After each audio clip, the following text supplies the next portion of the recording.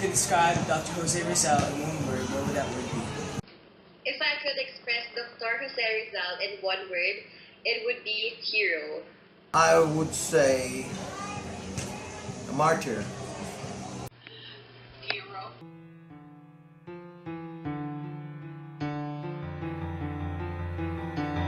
Imagine being prepared for your execution by firing squad on a hot winter day.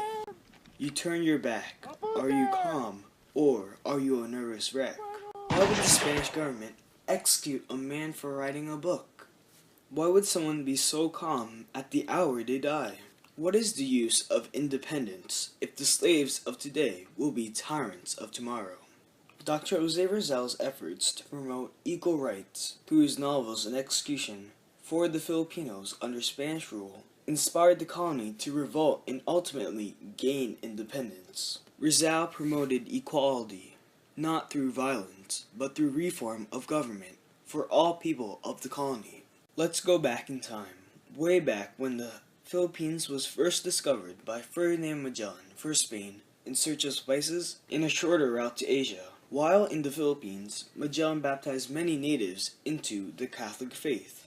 Therefore, the seeds of the Catholic Church were placed in the islands. Friars, high Catholic priests started to abuse power during the 1800s, controlling education and owning large acres of land in the Philippines. Friars were supported by the Spanish government.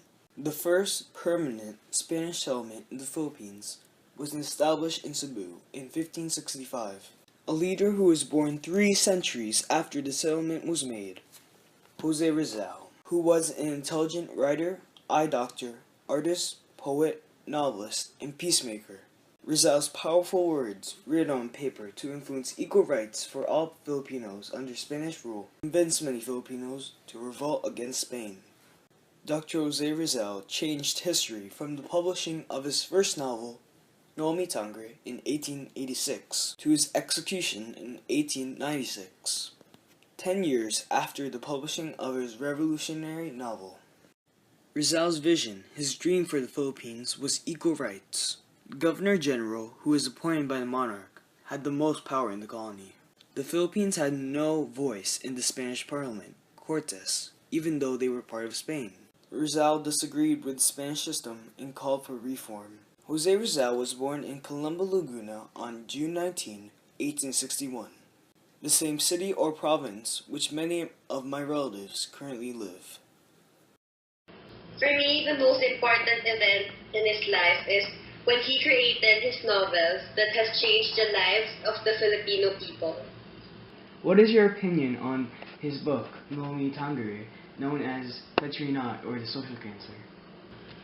It is a very good book that has given the Filipino people a new hope to root for during the times when they were struggling under the Spanish regime. Rizal went to the best schools in the Philippines. Rizal's family was rich and prominent.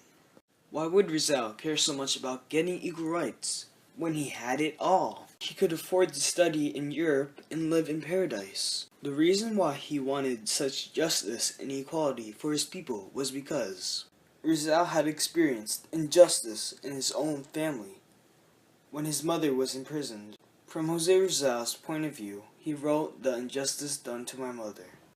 Only a few days later, the ungrateful woman accused her husband of poisoning her and charged that my mother was an accomplice. On this charge, the alcaide sent my mother to prison.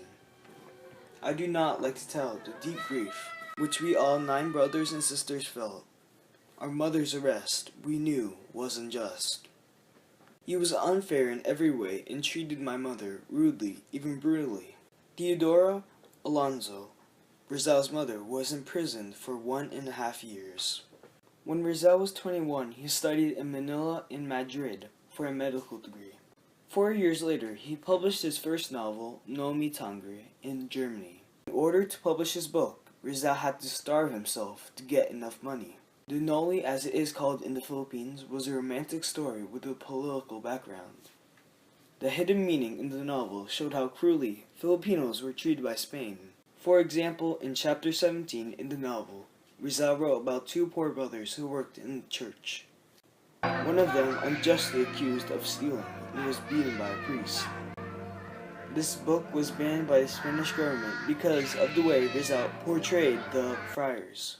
Rizal formed an organization in Manila called La Liga Filipina, the Philippine League, that wanted peace and reform in the Spanish government. In its constitution, it states in the beginning, mutual protection in every want and necessity, defense against all violence and injustice, study and application of reform. Their motto was, one like all. Due to his leadership speaking out his voice against the Spanish government, Rizal was exiled on July 6, 1892, to Dapitan, an island in Mindanao, the lower part of the Philippines. Rizal's sister, Maria Rizal, is my great-grandmother. At the school, he opened when he was exiled in Dapitan. There's an island here in the Philippines. This was one, because after he wrote the books, he incited, rebelliousness in the Filipinos. So he was put on this island. The Spaniards thought that he could,